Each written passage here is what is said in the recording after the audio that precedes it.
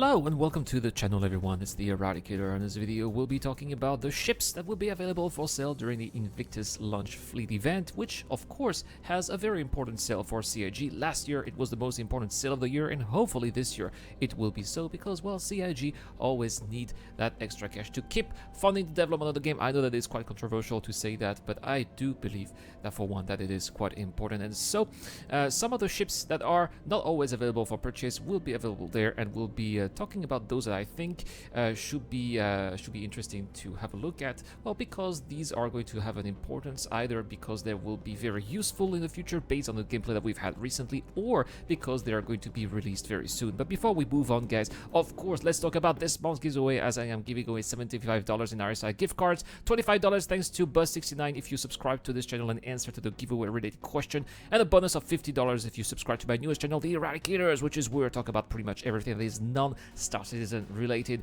Also, for the people who back me on Patreon and via the John Button membership, I give away on Discord a Turbo Cyclone MT with lifetime insurance. Thank you so much. Good luck out there to everyone. Alright guys, now let's talk about the Rsi Perseus, guys. I really regret not having bought this ship, especially after the latest events, right? That we had, that was the Genothreat event with all of those Idrises and big hammerheads, because I got wrecked quite a few times in my bombers. As soon as you get really targeted by those ships, they send all their firepower to your small single-seater or dual-seater, and you are not a match at all. If you want to get really a solid chance at destroying those bigger ships without so much of a big escort, maybe a couple of extra fighters with you, I think that the Perseus is the ship to go.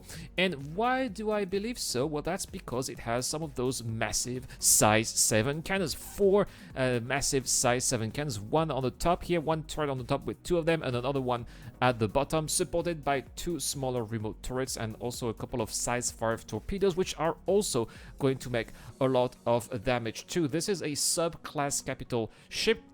It's going to be about 100 meters long exactly, right, with a beam of 50 meters and a height of 21 meters. A pretty decent, solid ship if you are just yourself and a couple of people. It's not going to require a lot of crew, right? Apparently 6 crew is going to be the optimal amount of staff inside that ship, and it is classified as a gunship, so it's probably going to be a much larger gunship than ships like the Constellation, which is also originally considered as a gunship, so not the same type of gunship, right? But nevertheless, now let's talk about the price. Originally, it was sold at $600. Of course, that was always when it was when the concept ship is coming out. First, the price is always a little bit cheaper, right? But then the price was bumped to $675. That's already a little bit expensive in my opinion, but still, it's going to be very useful to take down those larger ships, especially once you get higher in the reputation system. And let's say you want to do the Malse card Idris mission, that is going to be the ship to go in my opinion. So it is going to allow you to remain a top tier ranked among some of the organization, and that's why this ship is going to be important. Be on the lookout for that one during the Invictus fleet launch event. It's not going to be available to fly, obviously it's not even on the roadmap yet, but you can bet that it will be back available for sale. Now the next ship that I want to be talking about here in this event is the Redeemer, guys. The Redeemer, there's a long history with the Redeemer, of course. And the Redeemer was originally, if I am correct, introduced in 2014 during the Next Great Starship event.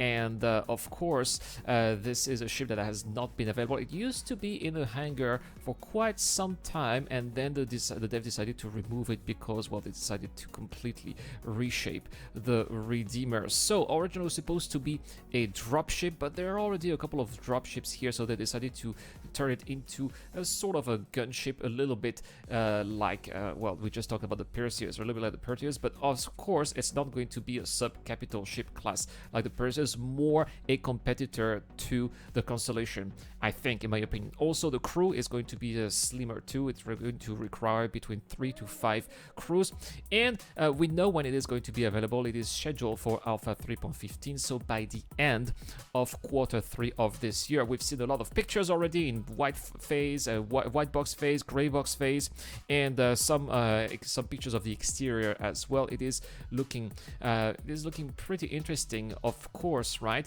Especially if you are a combat-oriented player. So what is the price? The price, though, I think the price has always been around $250, right?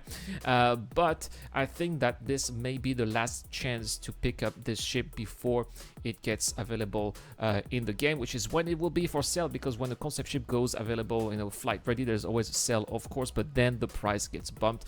I wouldn't be surprised if this is the last time it is priced at $250 until it gets bumped to much closer prices of around $300, in my opinion. So that's why, if you're interested in the Redeemer, this might be the very last chance to get one at a decent price. Coming next is, of course, the C2 Hercules from Crusader Industries, and this ship, unfortunately, is also going to get a price update. It is going to move from $360 all the way up to $400, and simply because usually when a ship becomes flyable, then it is more expensive too.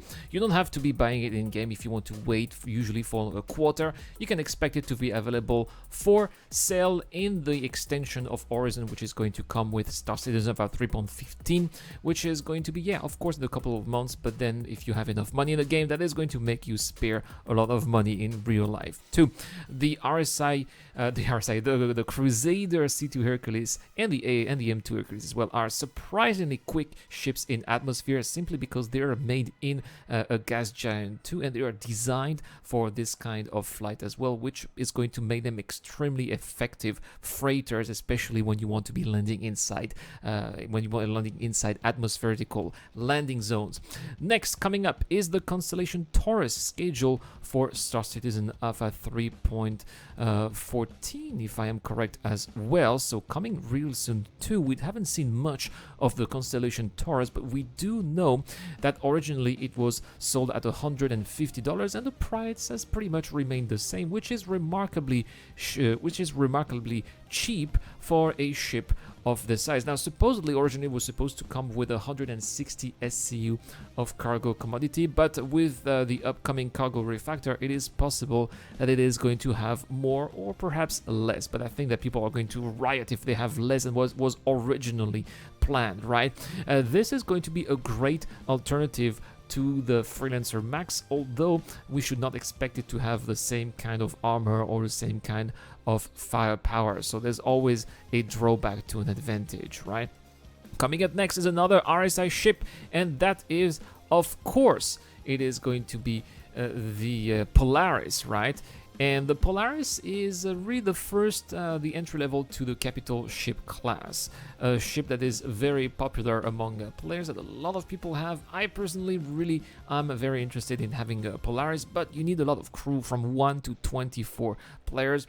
Unfortunately, I don't really think that the servers can handle to have one Polaris, because basically, if you have a Polaris with a crew of 24, it means that your single ship is going to have to require half of the server capacity in terms of players. That doesn't make much sense. The Polaris used to be on the roadmap and ready schedule for Star Citizen Alpha 3.16 by the end of this year, but it was moved out. We don't know when it's going to come. Maybe earlier next year. We'll check it out perhaps tomorrow with a roadmap update that we're going to have when they're going to be showing Q1 of 2022. But I do believe that for the Polaris to make sense in the verse, they need to have server meshing. Nevertheless, the Polaris was originally sold at $625. Now it is being sold at $750, and it's possible that when it gets available in the verse next year, when it makes it to the verse flight ready, it might even be more expensive towards the prices of $800 to $850. So it might still be, although it's not as interesting as before, it might still be a good bargain to get a Polaris during this sale. And finally, we have the Hull series. Now, we don't really know if the Hull series is going to be there for Invictus, for the Invictus event. I mean, it could be, because some of the Hull series are used by the military to transport goods. We know that the Hull C will be in Squadron 42, for example, so maybe as an homage to Squadron 42, the Hull series will be in the event. We know that Misk is definitely going to be at the event, so it could make sense. If this is the case, it also could be the last chance to get a Hull C at a cheaper price as well, at about $250. This is going to be a massive ship with over 4,000 SCU of cargo capacity, which is going to make even some of the lower tier commodities, like for example processed food, to be quite profitable. So that's also another ship that you may be looking for if it is available, of course. And that marks the end of this video, guys, but please let me know in the comments in the comment section down below which of those ships are you looking forward the most to. As far as I'm concerned, I have the most regrets for the Perseus. I wish I had picked up one when it was available at a lower price, and I'm going to try to get a redeemer as well if the price is right during this event. But what about you? Let me know in the comment section down below. That's all for this video, guys. Tomorrow we're going to have an exciting roadmap update, so be on the lookout for that one as well. This is the Eradicator. Have a great day. I'll see you guys later.